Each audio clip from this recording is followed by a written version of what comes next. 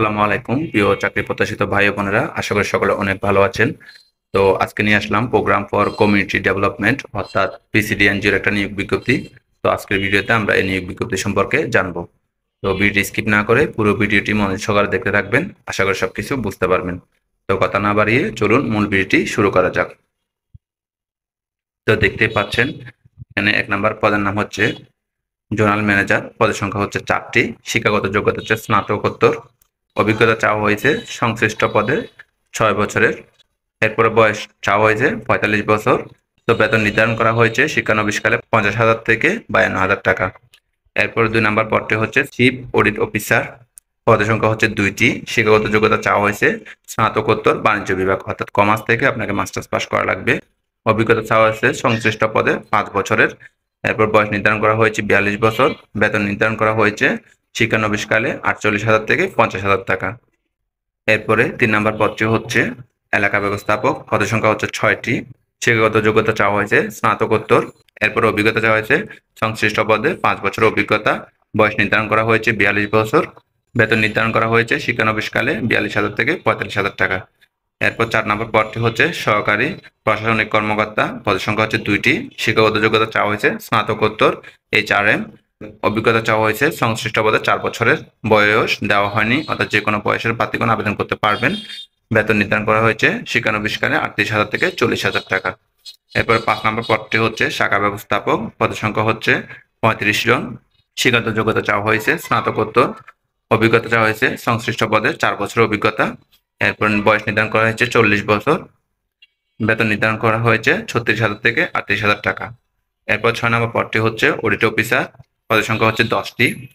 শিক্ষাগত যোগ্যতা চাওয়া হয়েছে স্নাতকোত্তর বাণিজ্য বিভাগ থেকে, অর্থাৎ কমার্স থেকে আপনাকে মাস্টার্স পাস করা লাগবে। অভিজ্ঞতা চাওয়া হয়েছে সংশ্লিষ্ট পদে 4 বছরের। বয়স নির্ধারণ করা হয়েছে 40 বছর। বেতন নির্ধারণ করা হয়েছে 28,000 টাকা। এরপর 7 নম্বর পদটি হচ্ছে সিনিয়র ক্রেডিট অফিসার, পদের সংখ্যা হচ্ছে 100টি। শিক্ষাগত যোগ্যতা চাওয়া হয়েছে স্নাতক বা স্নাতকোত্তর যে কোনো বিভাগ, অর্থাৎ আপনারা যে কোনো বিভাগ থেকে ডিগ্রি, অনার্স বা মাস্টার্স পাস করলে আবেদন করতে পারবেন। এরপর অভিজ্ঞতা চাওয়া হয়েছে সংশ্লিষ্ট পদে 3 বছরের।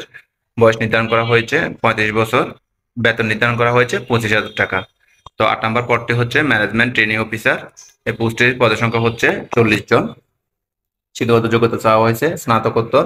সিজিপিএ কমপক্ষে 4-এর মধ্যে 3 থাকতে হবে, অর্থাৎ আপনাকে মাস্টার্স পাস করা লাগবে, সে সাথে 3 পয়েন্ট পেতে হবে আউট অফ 4-এর মধ্যে। এরপর এই পোস্টের জন্য কোনো অভিজ্ঞতার প্রয়োজন নেই। বয়স নির্ধারণ করা হয়েছে 25 থেকে 32 বছর। বেতন নির্ধারণ করা হয়েছে 24,000 টাকা।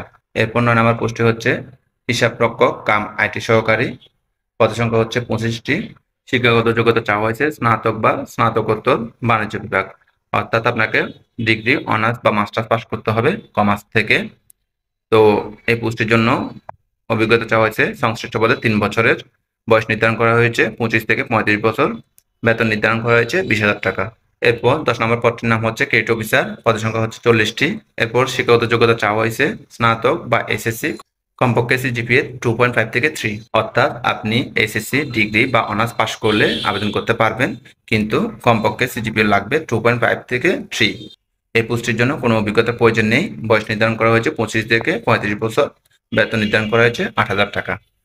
তো এখানে কিছু দেওয়া হয়েছে, সেটা হচ্ছে 1, 2, 3, 4, 6, 7 ও 9 নং প্রার্থীদের ক্ষেত্রে পিকেএসএফ এর অর্থায়িত স্বনামধন্য এ ও বি গ্রেড এর সংস্থা সংশ্লিষ্ট পদে বাস্তব অভিজ্ঞতা থাকা বাধ্যতামূলক, অর্থাৎ আপনাকে ভালো কোনো এনজিওতে কাজ করার অভিজ্ঞতা থাকতে হবে।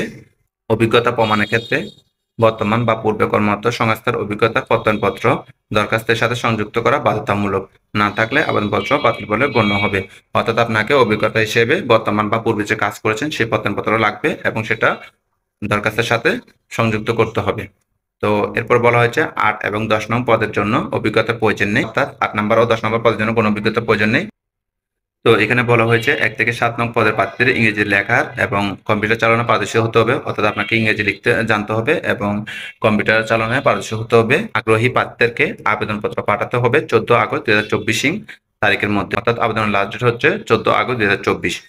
তো কাগজপত্র লাগবে হচ্ছে সদ্য তোলা 2 কপি পাসপোর্ট সাইজের ছবি, জাতীয় পরিচয়পত্র, সকল শিক্ষাগত যোগ্যতা ও অভিজ্ঞতা সনদের সত্যায়িত অনুলিপি এবং মোবাইল নম্বর সহ আবেদনপত্র।